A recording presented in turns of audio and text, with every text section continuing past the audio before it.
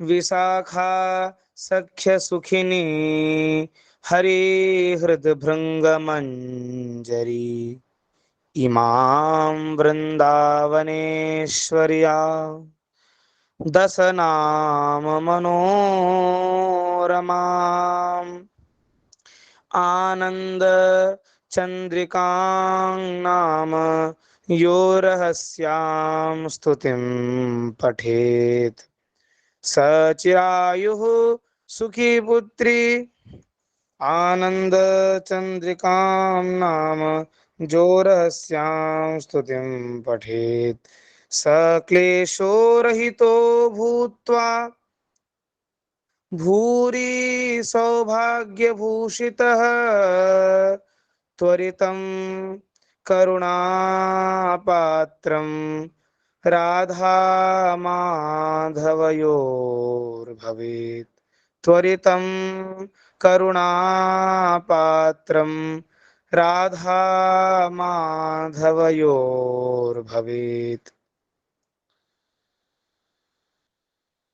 विष्णुस्वरूपं हरिदासवर्यं क्रोडे सदा क्रीडितकृष्णचन्द्रं गोपगोपी नवनन्दपूज्यं गोवर्धनं तं शिरसा नमामि गोवर्धनं तं शिरसा नमामि। सभी संतों वैष्णवों एवं श्री आचार्य चरण के श्री चरणों में दंडवत प्रणाम निवेदन करता हुआ आज श्रीमद् भागवत जी के महात्म्य के 6वें अध्याय 6ठ अध्याय के जो 80 नंबर श्लोक से शुरू होकर 6ठे अध्याय के अंत तक महात्म्य का सत्र आज पूरा होगा, तो उसी सेवा में प्रवृत्त हो रहा हूं। श्री शुक उवाच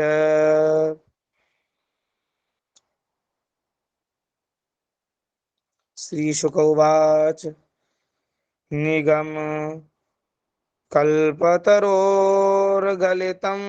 फलम् निगमकल्पतरोर्गलितं फलम् शुकमुखादमृतद्रवसंयुतं पिबत भागवतं रसमालयम् मुहुरहो रसिका भुवि भावुकाः निगम कल्पतरोर्गलितं फलम् शुकमुखादमृतद्रवसंयुतं पिबत भागवतं रसमालयम् मुहुरहो रसिका भुवि भावुकाः। श्री राधे। श्री सुखदेव जी बोले, रसिक एवं भावुक जन, यह श्रीमद् भागवत वेद रूप कल्प वृक्ष का परिपक्व फल है। श्री सुखदेव रूप सुख के मुख का संयोग होने से अमृत रस से परिपूर्ण है। यह रस ही रस है, इसमें न छिलका है न गुठली। यह इसी लोक में सुलभ है। जब तक शरीर में चेतना रहे तब तक आप लोग बार बार इसका पान करें। श्री राधे।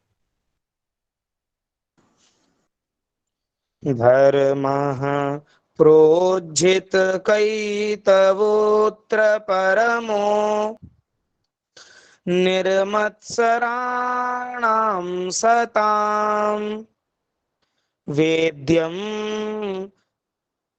वास्तवमत्र वस्तु शिवदम् तापत्रयोन्मूलनम्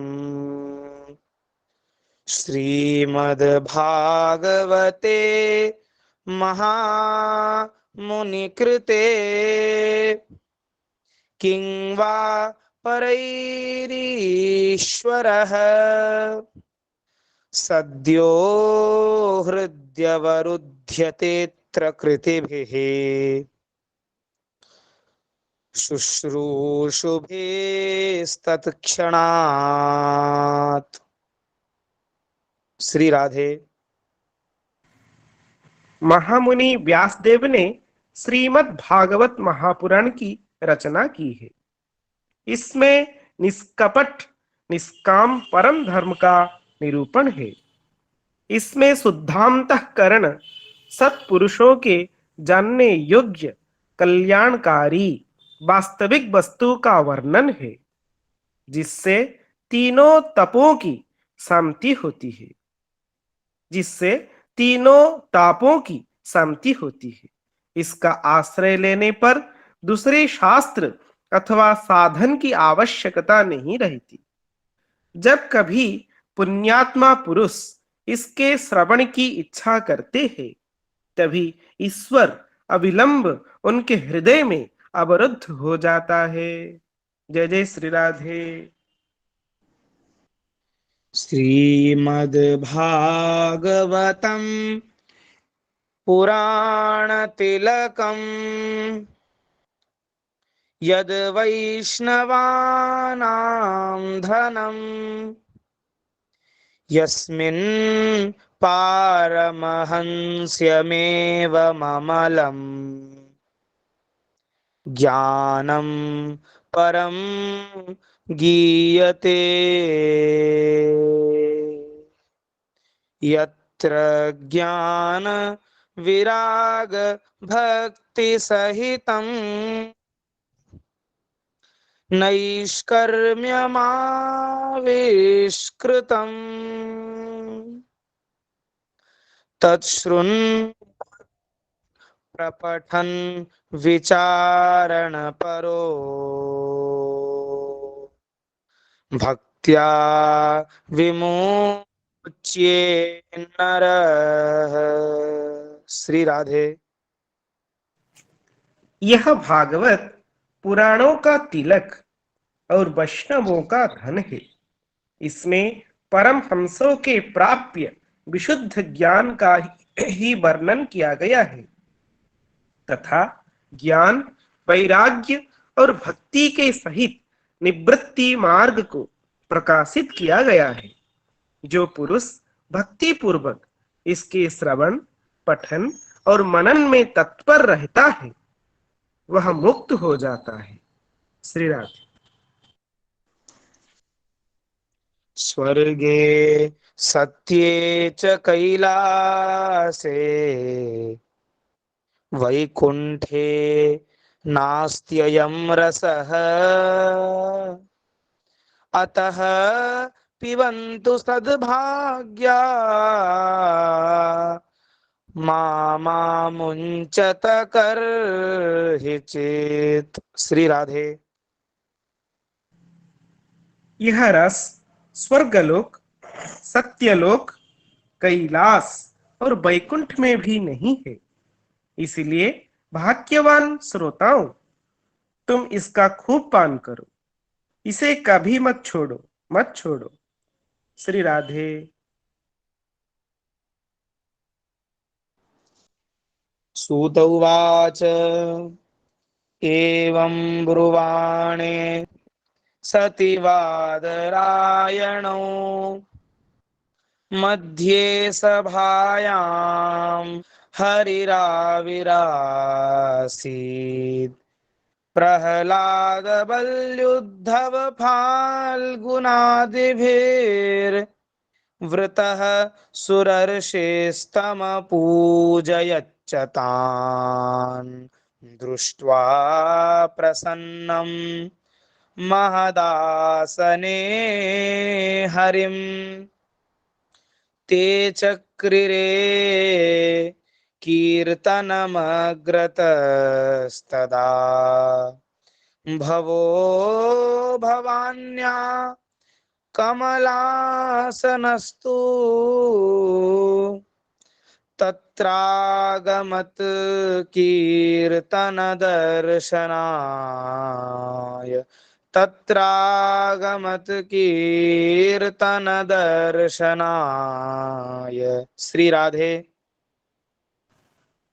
सूत जी कहते हैं, श्री सुखदेव जी इस प्रकार कह ही रहे थे कि उस सभा के बीचों बीच प्रहलाद, बलि, उद्धव और अर्जुन आदि पार्षदों के सहित साक्षात श्री हरि प्रकट हो गए। तब देवर्षि नारद ने भगवान और उनके भक्तों की यथोचित पूजा की।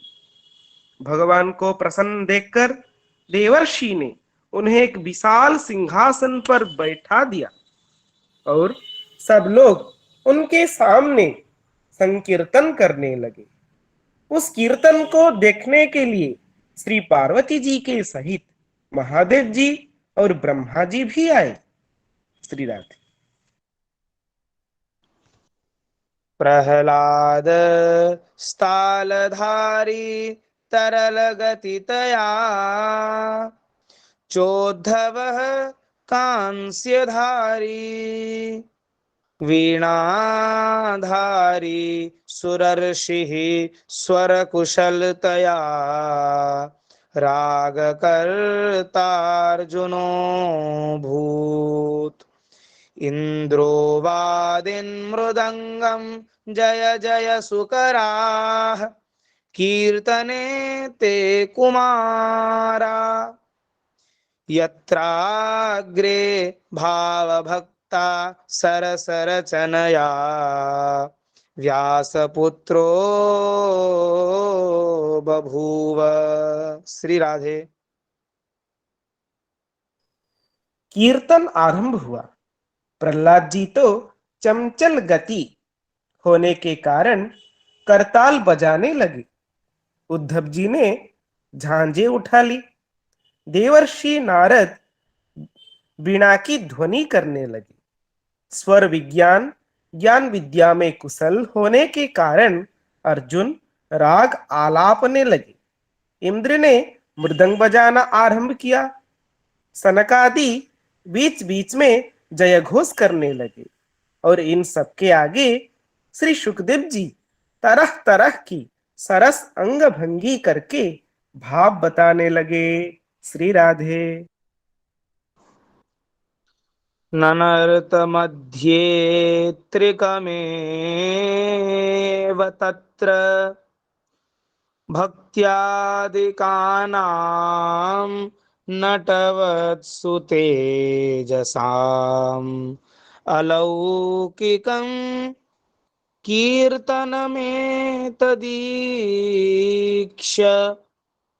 हरिः प्रसन्नोऽपि वचो ब्रवीत् तत् मत्तो वरं भाववृताद् वृणुध्वं प्रीतः कथा कीर्तनतोऽस्मि साम्प्रतं श्रुत्वेति तद् वाक्यमति प्रसन्नाः प्रेमार्द्रचित्ता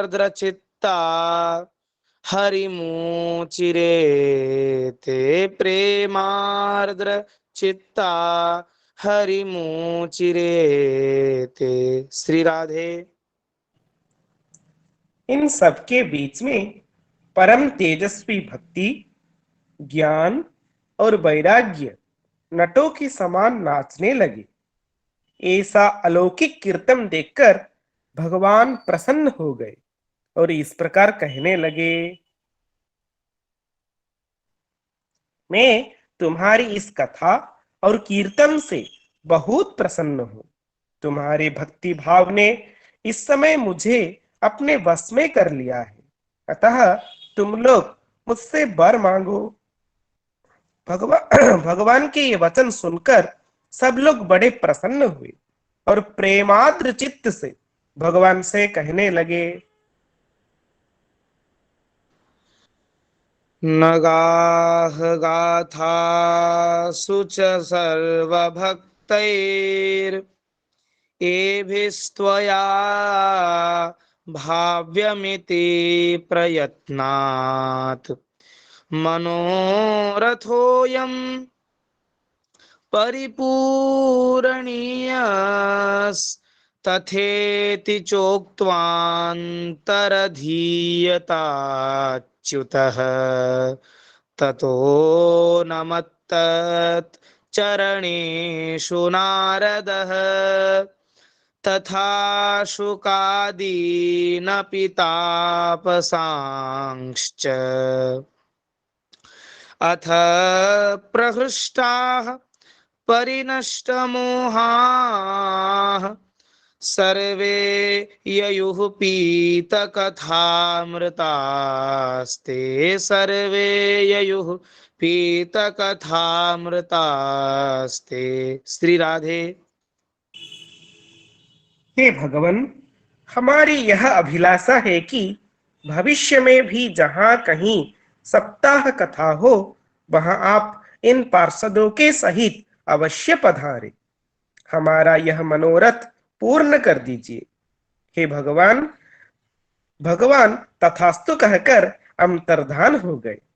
इसके पश्चात नारद जी ने भगवान तथा उनके पार्षदों के चरणों को लक्ष्य करके प्रणाम किया और फिर सुखदेव जी आदि तपस्वियों को भी नमस्कार किया। कथामृत का पान करने से सब लोगों को बड़ा बड़ा ही आनंद हुआ। उनका सारा मोह नष्ट हो गया। फिर वे सब लोग अपने अपने स्थानों को चले गए। श्री राधे। भक्तिः सुताभ्यां सह रक्षिता सा शास्त्रे स्वकीयेऽपि तदा शुकेन अतो हरिर्भागवतस्य सेवनात् चित्तं समायाति हि वैष्णवानाम् अतो हरिर्भागवतस्य सेवनात् चित्तं समायाति हि वैष्णवानाम् दारिद्र्य दुःख ज्वरदाहितानां माया पिशाची परिमर्दितानां संसार सिन्धौ परिपातितानां क्षेमाय वै भागवतं प्रगर्जति क्षेमाय वै भागवतं प्रगर्जति। श्री राधे। उस समय श्री सुखदेव जी ने भक्ति को उसके पुत्रों सहित अपने शास्त्र में स्थापित कर दिया। इससे भागवत का सेवन करने से श्री हरि वैष्णवों के हृदय में आ विराजते हैं।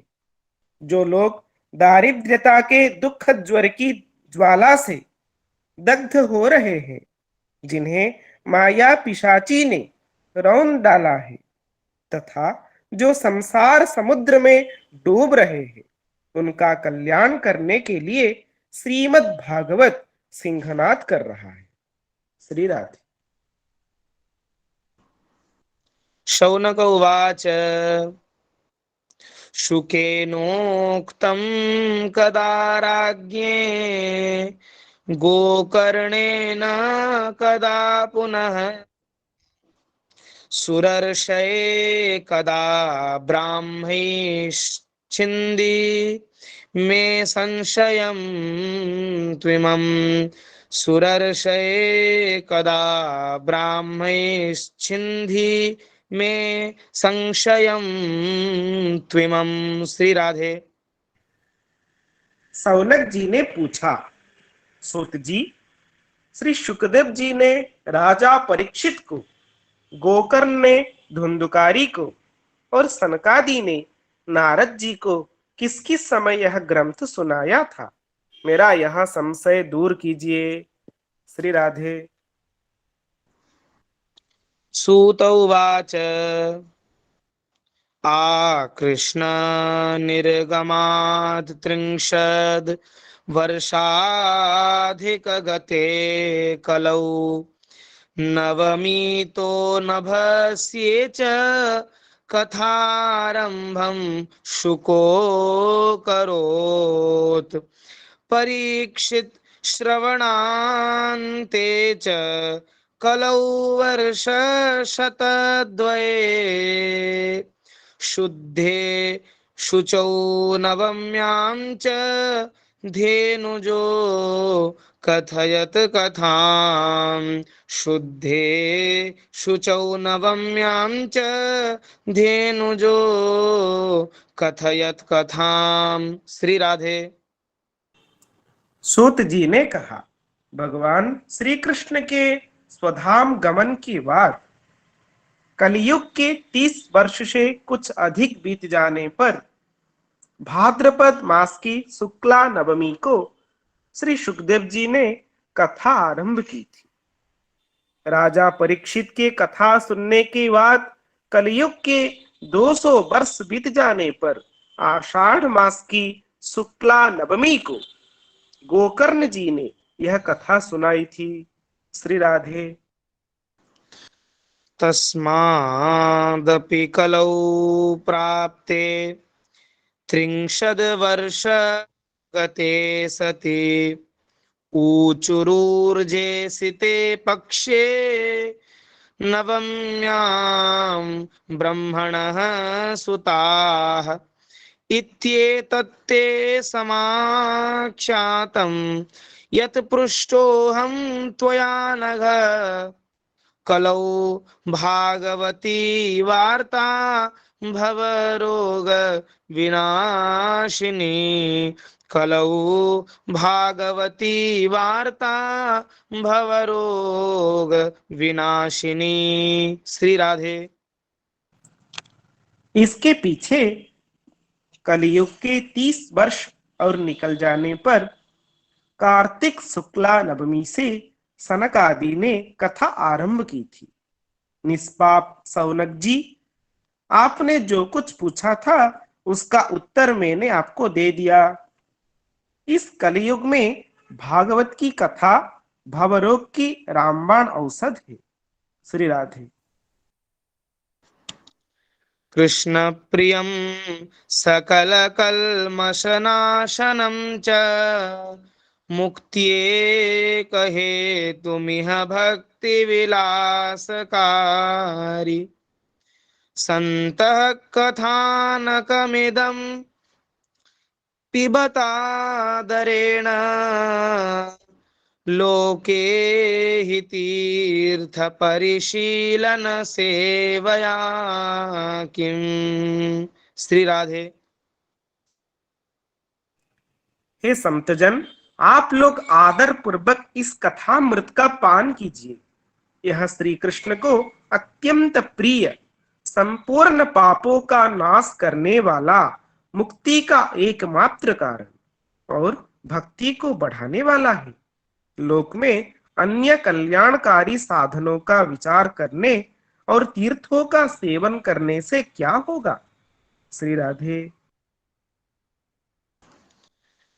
स्वपुरुषमविवीक्ष्य पाशहस्तं वदति यमः किल तस्य कर्णमूले परिहर भगवत कथासु मत्तान् प्रभुरहमन्य नृणां न वैष्णवानाम् असारे असारे संसारे विषय विषसंगाकुलधियः क्षणार्धं क्षेमार्थं पिबत शुकगाथा तुलसुधाम् किमर्थं व्यर्थं भो व्रजत कुपथे कुत्सित कथे परीक्षित साक्षीयत श्रवणगत मुक्त्युक्ति कथने। श्री राधे। अपने दूतों को हाथ में पास लिए देखकर यमराज उसके कान में कहते हैं, देखो, जो भगवान की कथा वार्ता में मत्त हो रहे हों उनसे दूर रहना। मैं औरों को ही दंड देने की शक्ति रखता हूँ, वैष्णवों को नहीं। इस असार संसार में विषय रूप विष की आसक्ति के कारण व्याकुल बुद्धि वाले पुरुषों, अपने कल्याण के उद्देश्य से आधे क्षण के लिए भी इस सुख कथा रूप अनुपम सुधा का पान करो।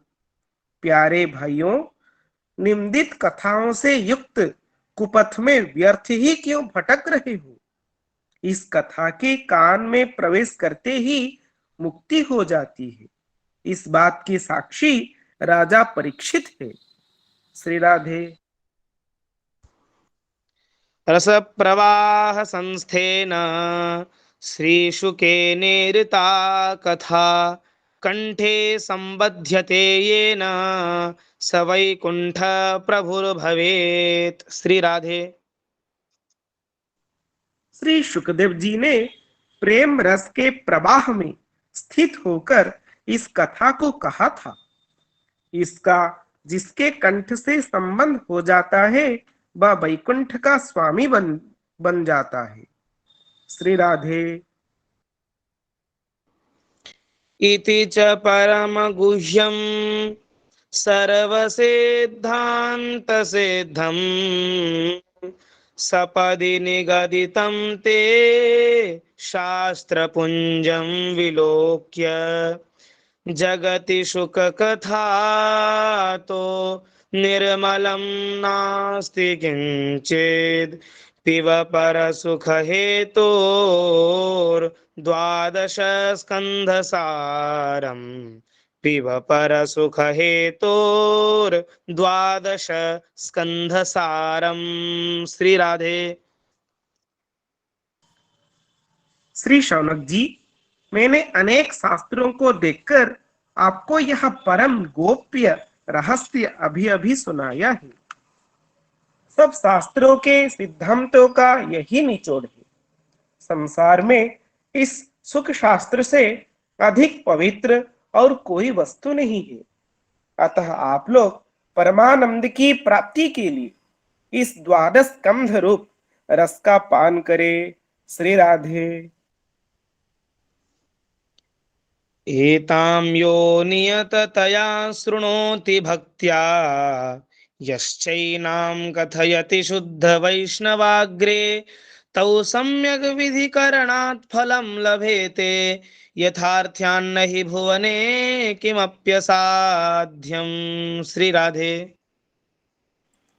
जो पुरुष नियम पूर्वक इस कथा का भक्ति भाव से श्रवण करता है और जो शुद्धांतःकरण भगवत भक्तों के सामने इसे सुनाता है, वे दोनों ही विधि का पूरा पूरा पालन करने के कारण इसका यथार्थ फल पाते हैं।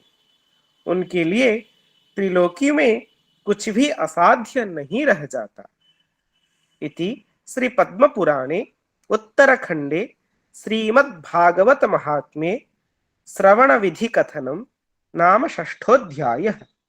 समाप्तमिदं श्रीमद्भागवत माहात्म्यम्। श्री राधे। श्री कृष्णार्पणमस्तु।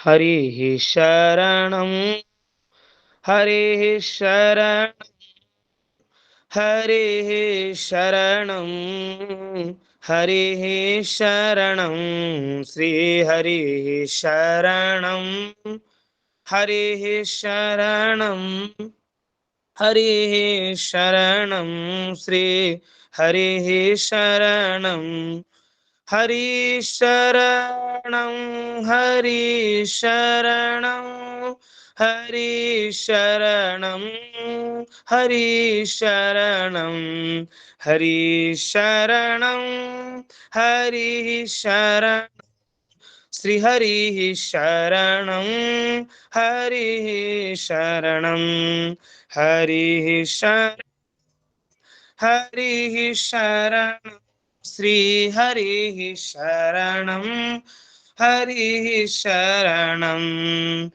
हरि शरणं श्री हरिः शरणं श्री हरिः शरणं श्री हरिः शरणं श्री हरिः शरणं श्री हरिः शरणं श्री हरिः शरणं श्री हरिः शरणं हरि शरणं हरि शरणं हरिः शरणं श्री हरिः शरणं हरि शरणं हरिः शरणं हरिः शरणं श्री हरिः शरणं। श्री कृष्णार्पणमस्तु। सभी संतों वैष्णवों एवं श्री आचार्य चरण के श्री चरणों में दंडवत प्रणाम करता हुआ मैं निवेदन करता हूं कि इस दास को यह सौभाग्य प्राप्त हुआ कि इतने दिन श्रीमद् भागवत जी के अपूर्व महात्म्य का श्लोक वाचन करने का सौभाग्य प्राप्त हुआ एवं इसके लिए सभी इस सुंदर सत्र जो आज तक चल रहा था इसको सब श्री भगवान श्री कृष्ण के श्री चरणों में समर्पित है एवं श्री आचार्य चरण से मैं निवेदन करता हूं कि अपनी मधुमयी तेजोमयी अमृतमयी वाणी से हम सबको जहां पर सत्र विराम हुआ था प्रथम स्कंद के द्वादश अध्याय से वहां से हम सबको श्रीमद् भागवत रसास्वादन कराएं। जय जय श्री राधे। ॐ अज्ञानतिमिरान्धस्य ज्ञानाञ्जनशलाकया चक्षुरुन्मिलितं येन तस्मै श्रीगुरवे नमः। श्रीचैतन्यमनोभीष्टं स्थापितं येन भूतले स्वयं रूपः कदा मह्यं ददाति स्वपदान्तिकं। वन्देऽहं श्रीगुरो श्रीयुतपदकमलं श्रीगुरोन् वैष्णवांश्च श्रीरूपं साग्रजातं सहगण रघुनाथान्वितं तं सजीवं साद्वैतं सावधूतं परिजनसहितं कृष्णचैतन्यदेवं श्रीराधाकृष्णपादान् सहगणललिता श्रीविशाखान्वितांश्च। हे कृष्णा करुणा सिन्धो दीनबन्धो जगत्पते गोपेश गोपिका कान्ता राधाकान्त नमोऽस्तुते। तप्तकाञ्चन गौराङ्गी राधे वृन्दावनेश्वरी वृषभानुसुते देवी प्रणमामि हरिप्रिये।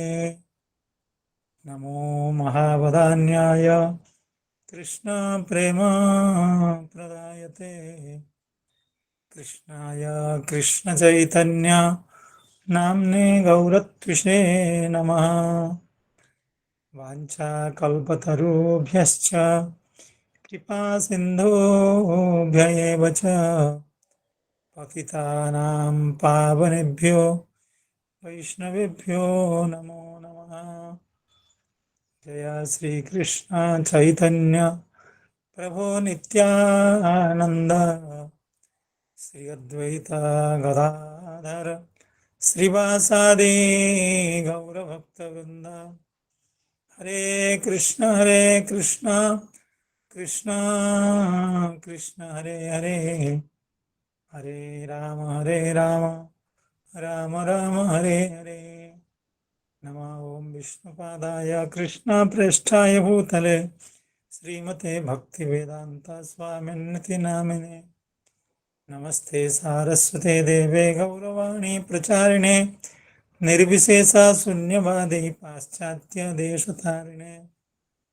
यं प्रव्रजन्तमनुपेतमपेतकृत्यं द्वैपायनो विरहकातरवाजुहाव प्रेति तन्मयतया तरवोऽभिनेदो स्तं सर्वभूतहृदयं मुनिमानतोऽस्मि नारायणं नमस्कृत्य नरं चैव नरोत्तमं देवीं सरस्वतीं व्यासं ततो जयमुदीरयेत् नष्टप्रायेषु भद्रेषु नित्यं भागवतसेवया भगवत्युत्तमश्लोके भक्तिर्भवति नैष्ठिकी।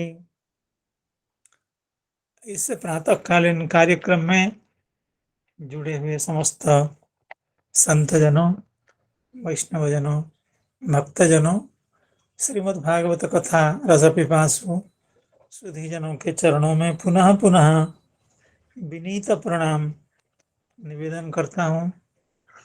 भगवान की कृपा से आज यह अवसर मुझे प्राप्त हुआ है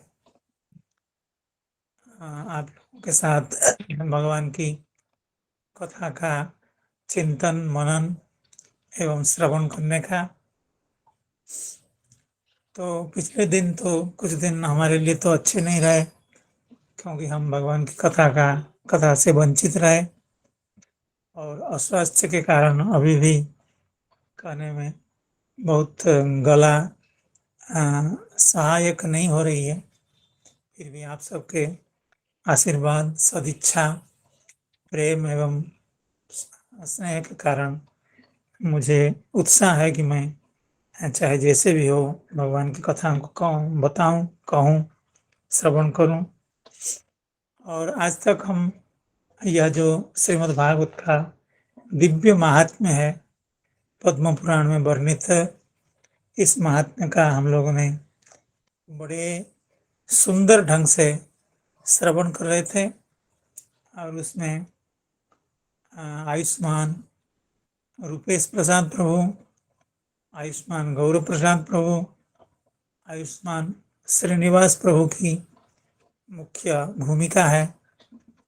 तो सभी आप लोगों को, सभी को आनंद मिला, मुझे भी बहुत आनंद मिला। जैसे हम लोग तो कमजोर हो रहे हैं धीरे धीरे, और आगे की जो पीढ़ी है वो लगभग तैयार हो गई है। भगवान ही करते हैं अपने संकल्प से सब कुछ। तो हम बहुत चिंतित नहीं है कि आगे क्या होगा। यह कार्यक्रम चलता रहेगा, क्योंकि जहाँ पर ऐसे बालक प्रभु जैसे सब तैयार हों, भक्त हों और संस्कृत को बड़े सुंदर ढंग से रूपेश प्रसाद जी बड़े सुंदर ढंग से उसका उच्चारण करते हैं, जैसे कोई संस्कृत का विद्वान बहुत शास्त्र पढ़ा हुआ हो उस तरह से उच्चारण करते हैं। और श्रीनिवास प्रभु, गौर प्रसाद प्रभु, इन्होंने खूब सुंदर ढंग से उसका अनुवाद का पाठ किया। हम लोगों को बहुत सुख मिला, आप लोगों को बहुत सुख मिला। तो भगवान के श्री चरण कमलों में प्रार्थना है कि भगवान इन बालकों को, इन प्रभुओं को समस्त पुरुषार्थ प्रदान करें। जो कुछ संसार में सुख हो वो सब सुख और लोकोत्तर सुख और अपने भक्ति सुख सब कुछ उनको मिले। तो भगवान के चरण कमलों में यही प्रार्थना है। और उनकी भक्ति, श्रीमद् भागवत निष्ठा, वैष्णव निष्ठा उनके निरंतर बढ़ती जाए, यही भगवान के चरण कमलों में प्रार्थना है। तो इसी प्रार्थना के साथ हम लोग अगले अध्याय में, प्रथम स्कंद के जो 12वां अध्याय है उसमें प्रवेश करने का प्रयास करेंगे। आप लोगों का आशीर्वाद और सबकी सदिच्छा को लेकर के हम लोग अभी 12 स्कंद का शुभारंभ कर रहे हैं। सौनक उवाच अश्वत्थाम्नोपसृष्टेन ब्रह्मशीर्ष्णोरुतेजसा उत्तराया हतो गर्भ ईशेना जीवितः पुनः। अश्वत्थाम्नोपसृष्टेन ब्रह्मशीर्ष्णोरुतेजसा उत्तराया हतो गर्भ ईशेना जीवितः पुनः। तो इस श्लोक की व्याख्या हम लोग अभी श्रवण करेंगे। उससे पहले यही इच्छा है कि श्री चक्रवर्ती पाद एवं श्री श्रीधर स्वामी पाद इस द्वादश अध्याय के बारे में क्या कह रहे हैं, यानी द्वादश अध्याय की विषय वस्तु क्या है, द्वादश अध्याय में किन बातों का उल्लेख है, किन विषयों का वर्णन है, उसको एक बार श्रवण कर लेते हैं। श्रीधर स्वामी पाद की जो कारिका एवं श्री चक्रवर्ती पाद की जो कारिका, उस कारिका के आधार में। तो इस पर श्रीधर स्वामी पाद द्वादश अध्याय के बारे में कह रहे हैं, पूर्वोक्तम यत् प्रसंगाय द्रोणी दंडादि विस्तरात् द्वादशेतु तदेवाथ परीक्षित जन्म वर्ण्यते।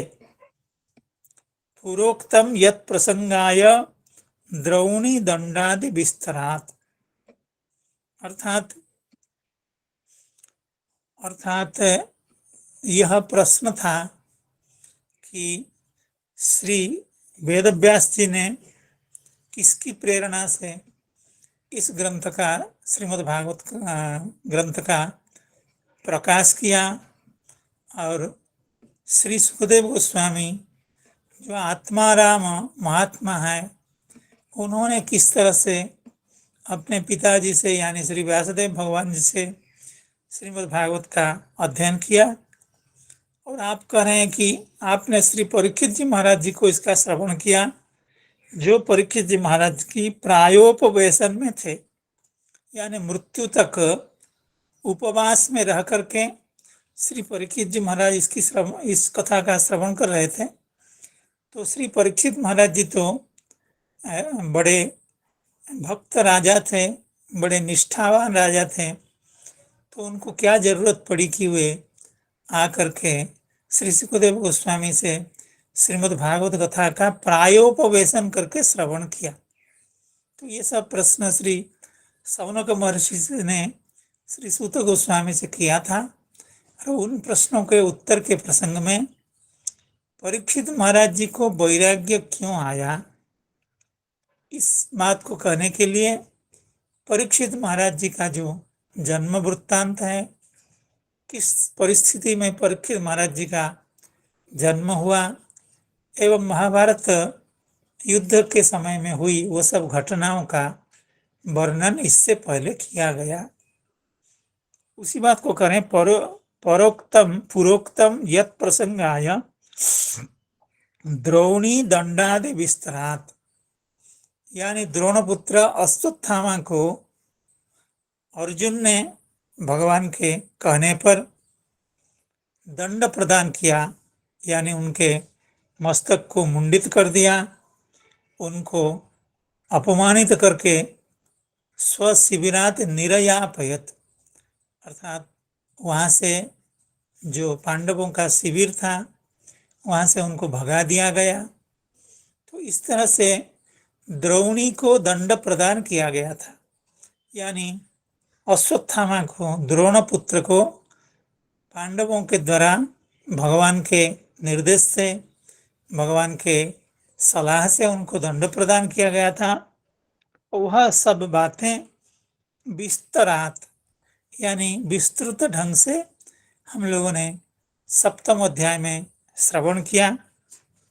द्वादशेतु तदेवाथ परीक्षित जन्म वर्ण्यते, तो उसी कथा से, यानी द्रोणी को दंड विधान के प्रसंग में ही परीक्षित महाराज जी के जन्म की बात आती है, क्योंकि परीक्षित महाराज जी को गर्भ में ही नष्ट करना चाहते थे ये अश्वत्थामा, और उनको दंड विधान किया गया।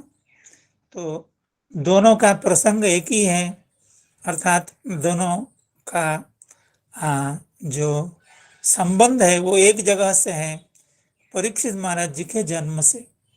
परीक्षित महाराज जी के गर्भ में रहने के समय में उनका वध करने का प्रयास किया गया था। तो द्वादशेतु तदेवाथ परीक्षित जन्म वर्ण्यते, अर्थात जिस प्रसंग में द्रोणी का दंड विधान किया गया था, यानी अश्वत्थामा को श्री अर्जुन ने दंडित किया था, वही जो प्रसंग है, यानी श्री परीक्षित महाराज जी का जन्म, वह जन्म इस अध्याय में कहा जा रहा है। अर्थात यह 12वां अध्याय मुख्य तौर पर परीक्षित महाराज जी के जन्म के बारे में है। परीक्षित महाराज जी का जन्म का जो शुभ अवसर है, जो अत्यंत उत्सव है, जन्मोत्सव, उसका वर्णन इस 12वें अध्याय में किया गया है।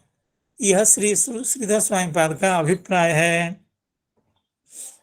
श्री चक्रवर्ती पाद इस पर कह रहे हैं, कुछ विशेष जोड़ रहे हैं, क्योंकि परवर्ती व्याख्याकार हैं।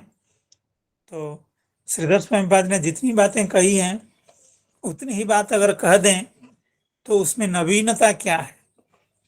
अपनी व्याख्या में कुछ और संयोग करने के लिए श्री चक्रवर्ती पाद कह रहे हैं, कृत्वा जन्मोत्सवम राजा पौत्रस्य श्री परीक्षितः द्वादशे भावि तद्वृत्तम विप्रैरुक्तम अथा उपाशृणोत। अर्थात परीक्षित महाराज जी का जब जन्म हुआ तब राजा यानी युधिष्ठिर महाराज जी ने बड़ा उत्सव किया। नाती का जन्म हुआ है, पौत्र का जन्म हुआ है, तो इसलिए बहुत बड़ा उत्सव मनाया गया। उस उत्सव को आयोजन करने में, उस उत्सव का आयोजन करने में मुख्य तो राजा ही थे, यानी श्री युधिष्ठिर महाराज जी थे। तो इसलिए कृत्वा जन्मोत्सवम राजा, यानी युधिष्ठिर महाराज जी ने श्री परीक्षित महाराज जी के जन्मोत्सव का पालन किया। बड़े भव्य ढंग से, बड़े विशिष्ट ढंग से, विशिष्ट तौर पर परीक्षित महाराज जी का जन्मोत्सव मनाया गया। और उसी जन्मोत्सव में द्वादशे भावि तद्वृत्तम विप्रैहि उक्तम, परीक्षित महाराज जी के जन्म के समय जो दैवज्ञ ब्राह्मणगण, जो संत ऋषि महर्षिगण आए थे, वे लोग अपने दिव्य दृष्टि से एवं ज्योतिषियों ने अपने शास्त्र के दृष्टि से परीक्षित महाराज जी का जो भावी तद्वृत्तम, और परीक्षित महाराज जी का जो वृत्त है, अर्थात उनके जो कार्यकलाप हैं, उनकी जो चेष्टाएं हैं, वे आगे चल करके क्या करने वाले हैं, इन समस्त विषयों का वर्णन ज्योतिषियों ने, दैवज्ञों ने, ब्राह्मणों ने कर दिया था। उस बात का भी उल्लेख इस 12 स्कंध में है कि परीक्षित महाराज जी आगे बड़े होकर के क्या क्या सब करने वाले हैं, उसका निरूपण इस 12 अध्याय में है, जिसका वर्णन परीक्षित महाराज जी के जन्मोत्सव के दिन में ही संतों ने, ज्योतिषियों ने, दैवज्ञों ने कह दिया था। और उन बातों का श्री युधिष्ठिर महाराज जी श्रवण कर रहे थे, और सब पांडव, भीमादि ये भी श्रवण कर रहे थे कि हमारा जो पौत्र है वो आगे चल करके कैसा होगा, उसका जो वृत्त है, उसके कार्यकलाप क्या होंगे, उसकी बात भी कही गई है। श्री चक्रवर्ती पाद अगले पद्य में कह रहे हैं, नैव श्रुतचरो भक्तो राजा वा तावद ईदृशः कृष्णं ददर्श यो गर्भे यश्च कालम अदंडयत। अर्थात नैव श्रुतचरो भक्तो राजा वा तावद ईदृशः, आज तक इतिहास में ऐसे कोई राजा या ऐसा कोई भक्त सुने नहीं गए। कभी हम लोगों ने किसी राजा का या भक्त का चरित्र हम लोगों ने ऐसा नहीं सुना। पूरे इतिहास में इस तरह के चरित्र का श्रवण नहीं किया गया। कैसा चरित्र? कृष्णम ददर्श यो गर्भे, अर्थात अभी मातृगर्भ में रहते हुए, अभी उनका जन्म नहीं हुआ है, मातृगर्भ से बाहर नहीं आए, लेकिन मातृगर्भ में रहते हुए ही कृष्णम ददर्श यो गर्भे, माता जी के गर्भ में विद्यमान रहते हुए, गर्भस्थ होते हुए भी आपने भगवान श्री कृष्ण का बड़ा सुंदर दर्शन कर लिया। ध्रुव प्रहलाद आदि तो बाल्यकाल में भगवान का दर्शन किया था, लेकिन वो जन्म के बाद जब 5-6 वर्ष की आयु हुई थी तब ध्रुव महाराज जी ने भगवान का तपस्या से दर्शन किया। प्रहलाद महाराज जी बाल्यकाल से दर्शन किया था, लेकिन गर्भ में दर्शन किया हो ऐसा इतिहास में विरल है या नहीं है। इसलिए कृष्णम ददर्श यो गर्भे, केवल इतनी ही बात नहीं है, यश्च कालम अदंडयत, और ऐसे परीक्षित महाराज जी ऐसे भगवान के भक्त हैं जिनका इतना सामर्थ्य है भगवान की कृपा से, कालम अदंडयत, काल को भी दंडित कर देते हैं। काल जिससे सब डरते हैं, ब्रह्मा जी तक भी काल से डरते हैं, सत्य लोक तक भी काल का प्रभाव है। ब्रह्मा जी पर्यंत काल से डरते हैं कि हमारा जो लोक है, सत्य लोक है, वो भी कालग्रस्त है, काल के द्वारा उसका विनाश होने वाला है।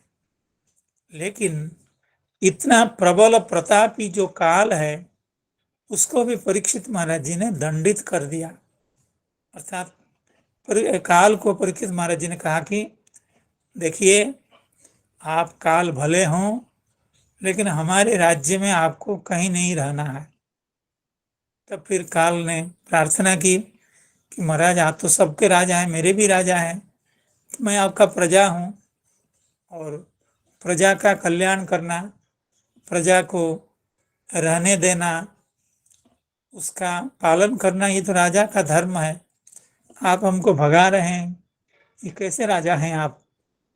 तब इस तरह से बहुत विनती करने के बाद, प्रार्थना करने के बाद परीक्षित महाराज जी ने काल को कहा कि आप इन जगहों पर रहिए। द्यूतम पानम स्त्रियः सूना यत्रा धर्मश्चतुर्विधा, अर्थात काल के लिए वो कली काल भले हो, लेकिन काल ही तो है। कली को आपने जगह दी। कली क्या है? कली तो काल ही है। अर्थात काल को भी आपने दंडित किया कि आपको यहीं रहना है, इधर उधर भागना नहीं है हमारे राज्य में। तो इस तरह के जो राजा, इस तरह के भक्त कभी पहले सुने नहीं गए।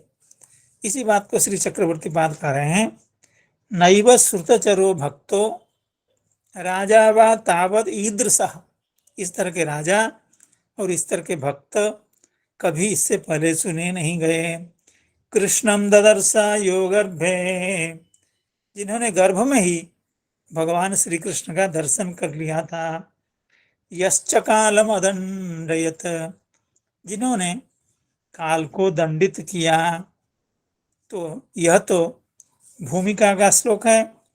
श्रीधर स्वामी पाद की भूमिका का हमने श्रवण किया। श्री चक्रवर्ती पाद की जो भूमिका है उसका भी हम लोगों ने श्रवण किया। अब जो प्रथम श्लोक है उसका सामान्यतः अभिप्राय श्रवण कर लेते हैं। उत्तरायाः हतः गर्भः, उत्तरा महारानी का अभिमन्यु जी के जो पत्नी है, विधवा पत्नी है, उनके जो गर्भ है वह हतः, अर्थात परीक्षित महाराज जी उत्तरा महारानी के गर्भ में विराजमान हैं और द्रौणी के अस्त्र से, अश्वत्थामा के अस्त्र से उनका निधन हो गया था। लेकिन उत्तरायाः हतः गर्भः, उत्तरा का जो गर्भ है, परीक्षित जी महाराज जी हैं, वे हत हो गए थे, यानी मारे गए थे। लेकिन भगवान की विशेष कृपा है, ईशेन आजीवितः पुनः, ईश के द्वारा ईश्वर के द्वारा, परमेश्वर के द्वारा, भगवान श्री कृष्ण के द्वारा पुनः आजीवित, अर्थात भगवान के द्वारा पुनः वे जीवित कर लिए गए। मृत होने के बाद भी भगवान के द्वारा वे जीवित, पुनर्जीवित कर लिए गए। तो हतः कैसे हो गए? अश्वत्थामनोपसृष्टेन, अश्वत्थामना तृतीय एकवचन, अश्वत्थामा के द्वारा उपसृष्ट यानी प्रेरित, प्रेषित, विसृष्ट, अश्वत्थामा के द्वारा प्रेषित जो ब्रह्मशीर्षणा यानी ब्रह्मशिरा नामक अस्त्र, अस्त्रम ब्रह्मशिरो मेने, तो उसको ब्रह्मास्त्र भी कहते हैं, ब्रह्मशिरा भी कहते हैं, ब्रह्म शीर्षण भी कहते हैं। तो जैसे भी हो वो ब्रह्मास्त्र है। उस ब्रह्मास्त्र के द्वारा हतः, उसका एक विशेषण है उरु तेजसा। जिस ब्रह्मास्त्र का तेज यानी प्रताप और सामर्थ्य अत्यंत उरु हो, उरु यानी अत्यधिक हो, तो अत्यधिक तेज वाला जो ब्रह्मास्त्र है, जो कि अश्वत्थामा के द्वारा उपसृष्ट है यानी प्रेरित है, उस अस्त्र के द्वारा उत्तरा का गर्भ नष्ट हो गया था। लेकिन ईसेन यानी परमेश्वर के द्वारा, भगवान नंदनंदन के द्वारा वह पुनः आजीवित है। इसलिए वह परीक्षित जी महाराज जी का विनाश होने के बाद भी वे पुनः जीवन प्राप्त कर पाए थे। यह बात इस प्रथम श्लोक के द्वारा कही जा रही है। अश्वत्थामनोपसृष्टेन ब्रह्मशीर्ष्णोरुतेजसा उत्तराया हतो गर्भः ईसेना जीवितः पुनः। हरे कृष्ण कृष्ण कृष्ण हरे हरे, हरे राम राम राम हरे हरे। जय ग्रंथराज श्रीमद् भागवतम की जय। उपस्थित समस्त वैष्णव भक्त वृंद की जय। जय जय श्री राधे। प्रणाम। राधे राधे। प्रणाम प्रणाम। हुआ बहुत दिन बाद आपका स्वर सुनकर।